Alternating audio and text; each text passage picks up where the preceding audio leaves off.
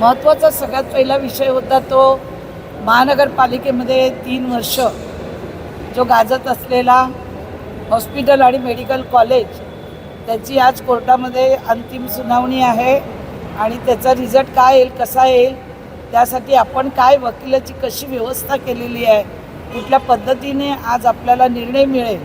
कारण गेले 3 वर्ष मेडिकल कॉलेज आणि हॉस्पिटल याच्यासाठी स्थानिक जी लोक आहेत ज्यांना हॉस्पिटल आणि मेडिकल कॉलेज पाहिजे नाही, त्यासाठी त्या मैदानामध्ये त्यांना 10-12 लाखाचं जे उत्पन्न मिळतं, ज्या कंपन्या आहेत त्या खेळाडूंना तिथे प्रॅक्टिस करायला आणतात, त्यांचं त्या काही लोकांना पैसे मिळतात, त्यासाठी त्यांना तिथे हॉस्पिटल नको आहे.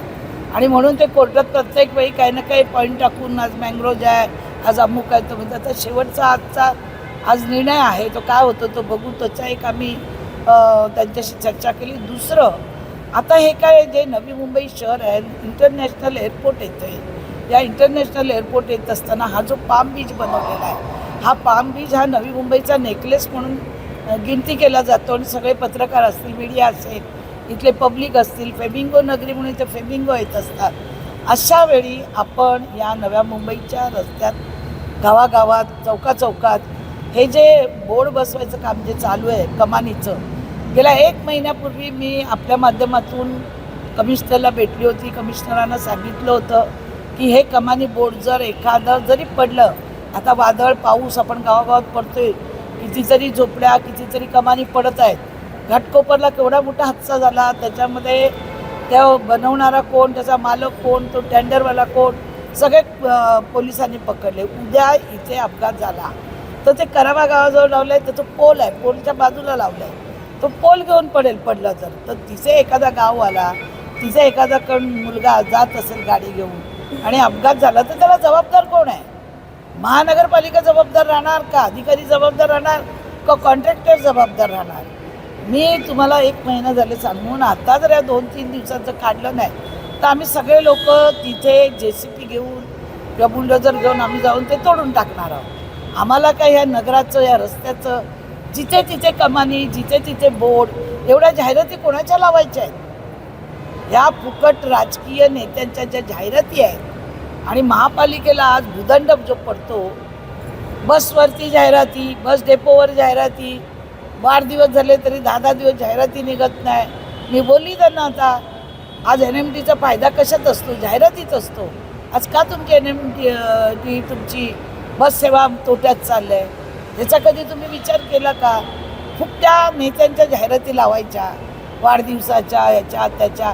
अरे गल्लीतले लोक पण आता त्याच्या जाहिराती लावायला लागले, जे कुठल्या पदावर नाहीत ते सुद्धा मोठे मोठे फोटो टाकून. म्हणजे या जाहिरातीसाठी या शहराला विद्रुपीकरण करायचं का? याच्यामागे कोण लीड नेता आहे?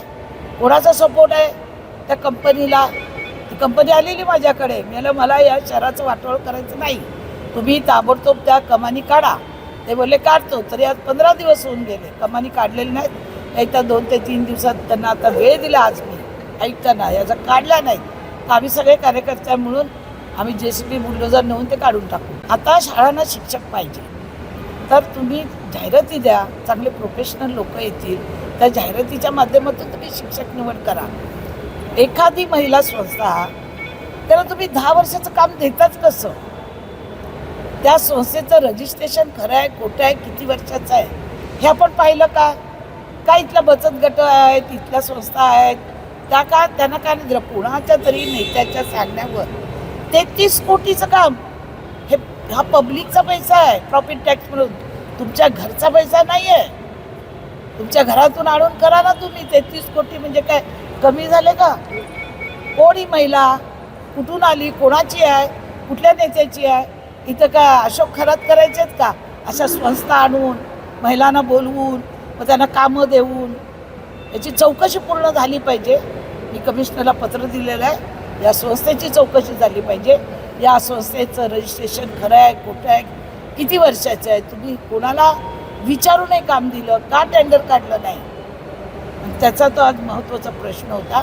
बाकी सगळा जे आता 5 स्टेडियम जे बनतात आहेत, प्रत्येक गावामध्ये खेळाडूंना तिथल्या तिथे व्यायाम करायला असेल, त्यांच्या बुद्धीला चालना देण्यासाठी असेल, ते आपण खेळायचे मैदान 5 तयार करतो. एक नवीन बेलापूरला करतो, बेलापूरला जे कुस्तीचं मैदान आहे ती जागा आपण शिल्कोकडे मागितली आहे. नेरूळची फार्म बीचची जागा आहे ती बटरफ्लायसाठी मागितलेली आहे. आणि छोटे मोठे लोकांची जी कामं होती, कोणाचं समाज मंदिर आहे, कोणाचं पाण्याचं आहे, कोणाचं मच्छी मार्केटची, अशी सगळी कामं घेऊन आज आम्ही आयुक्तांना भेटलेलो आहे. महत्त्वाची 3 कामं होती आणि या 3 कामासाठी आम्ही आज आयुक्तांना सक्त आदेश दिलेला आहे की या कामांची चौकशी झाली पाहिजे. हे जे उपायुक्त होते यांना ज्यावेळी या पालिकेचे आयुक्त तुकाराम मुंडे होते त्यांनी त्यांना भ्रष्टाचारामध्ये काढलं होतं, त्यावेळी परत या पालिकेने ठेवायला नाही पाहिजे होतं. अशाने काय होतं, इतर जे अधिकारी आहेत ना, इतर जी लोक आहेत, मग त्यांना वाटतं ह्यांना काढूनसुद्धा भ्रष्टाचार करूनसुद्धा जर यांना पालिकेत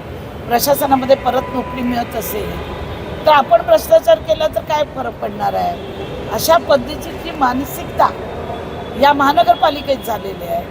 आणि त्यांना जे काल पकडलं त्यांच्यावर गुन्हा दाखल झाला पाहिजे, चौकशी झाली पाहिजे की यांच्याकडे एवढा पैसा आला कुठून काय वगैरे सगळी ती माहिती मी आयुक्तांना बोलली. ज्यावेळी त्याला काढलं होतं तुम्ही घेणंच चुकीचं होतं. अशाने जे चोरी लबाडी करतात त्यांचं मनोबल वाढतं आणि जे खरं काम करतात पालिकेत त्यांना विचारांना वाईट वाटतं. ते भेटतात, सांगतात की आम्ही काम करतो, आम्ही कधी कोणाचे 5 रुपये घेत नाही, जो घेतो त्याला पुन्हा संरक्षण दिलं जातं. त्यासाठी सुद्धा मी आता आयुक्तांना बोललेले आहे, पूर्ण चौकशी झाली पाहिजे आणि या चौकशीच्या माध्यमातून जो निर्णय घ्यायचा आहे तो पोलीस घेतीलच. कारण अशी लोक जर इथे वाढायला लागली या पालिकेत तर ही नवी मुंबई महानगरपालिकेचं महाराष्ट्रात देशात जे सगळे आम्हाला पुरस्कार मिळतात ना त्याला गालबोट लागल्याशिवाय राहत नाही. कलेक्टर होता काय होतं, कुणाचं काय होतं ते आता कळेलच लोकांना. लोकांना पण इथल्या जनतेला कळलं पाहिजे की कोण मागे आहे यांच्या, कोणाची माणसं ही कशी पालिकेत येतात. चौकशी झालीच पाहिजे.